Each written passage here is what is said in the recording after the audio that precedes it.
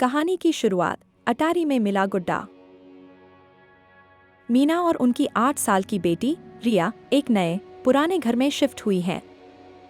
यह घर शहर के भीड़ भाड़ वाले इलाके से थोड़ा दूर है और इसकी कम कीमत ही मीना को इसे खरीदने के लिए आकर्षित करती है, भले ही इसके बारे में कुछ अजीब कहानियां प्रचलित हों। एक धूप वाली दोपहर जब रिया नए घर के अटारी में खेल रही होती है, उसे धूल और मकड़ी के जालों से ढक कर रहा हो। कभी कभी रिया के बिस्तर के पास पड़े खिलौने खुद ब खुद हिलने लगते हैं।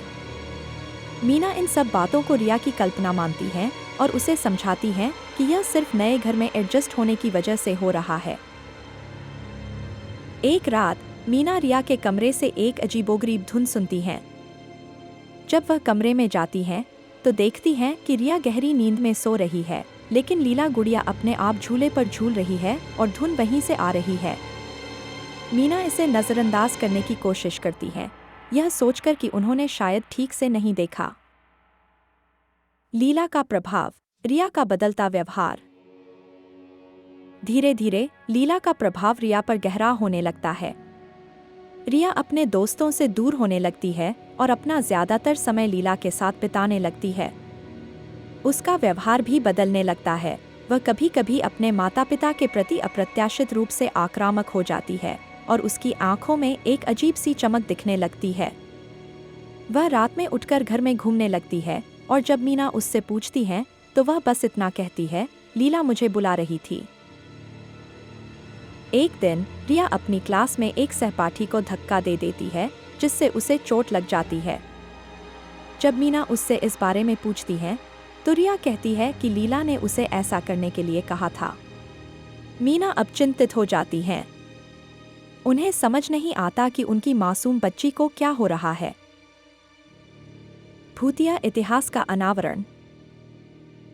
मीना को अब शक होने लगता है कि इन सब का संबंध उस घर से है। वह पुराने रिकॉर्ड्स खंगालती हैं और पड़ोसियों से बात करती हैं। उन्हें पता चलता है कि यह घर पहले एक बूढ़ी महिला का था, जिसकी एक छोटी बेटी थी जो लीला नाम की गुड़िया से बहुत जुड़ी हुई थी। उस बच्ची की रहस्यमय तरीके से मौत हो गई थी और बूढ़ी महिला उसके जाने के बाद पागल हो गई थी। मीना को एहसास होता है कि लीला गुड़िया में उस बच्ची की आत्मा का वास है, जो अपनी अधूरी इच्छाओं को पूरा करने के लिए रिया का इस्तेमाल कर रही है। माँ का संघर्ष, मुक्ति या कब्जा। मीना अब एक भयानक दुविधा में है, अपनी बेटी को उस बुरी आत्मा से कैसे बचाएं। वह विभिन्न धार्मिक गुरुओं और पैरानॉर्मल विशेषज्ञों से संपर्क करती हैं। उन्हें पता चलता है कि आत्मा को शांति दिलाने के लिए उसे कुछ ऐसा चाहिए जो उसकी मौत के समय अधूरा रह गया था। यह हो सकता है कि बच्ची को किसी ने मार दिया हो या उसकी कोई प्रिय वस्तु छिपी हो। मीना घर में उस आत्मा से जुड़ी कोई चीज ढूंढने लगती है। वह अटारी में वापस जाती हैं, जहां उन्हें एक पुरानी डायरी मिलती है। डायरी में उस छोटी बच्ची ने लिखा था कि कैसे उसे एक रात उसके चाचा ने गलती से मार दिया था और उसके शरीर को घर के बेसमेंट में छुपा दिया था। आत्मा न्याय चाहती है। अंतिम टकराव।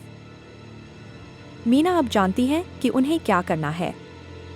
वह पुलिस को बुलाने का फैसला करती है, लेकिन आत्मा को यह पसंद नहीं आता। घर में भूतिया गतिविधियां चरम पर पहुंच जाती हैं। चीजें हवा में तैरने लगती हैं और रिया पूरी तरह से लीला के नियंत्रण में आ जाती है। मीना को अब उस आत्मा से सीधा टकराव करना होगा। वह रिया को बचाती है और पुलिस के आने से पहले खुद बेसमेंट में जाकर उस बच्ची के अवशेषों को ढूंढने की कोशिश करती हैं। यह एक भयंकर और डरावनी रात होती है, जहां एक माँ अपनी बेटी और एक पुरानी आत्मा के बीच फंसी होती है। क्या मीना उस बच्ची की आत्मा को न्याय दिला पाएंगी और रिया को उस गुड्डे के चंगुल से बचा पाएंगी, या घर हमेशा के लिए उन्हें अपना बना लेगा?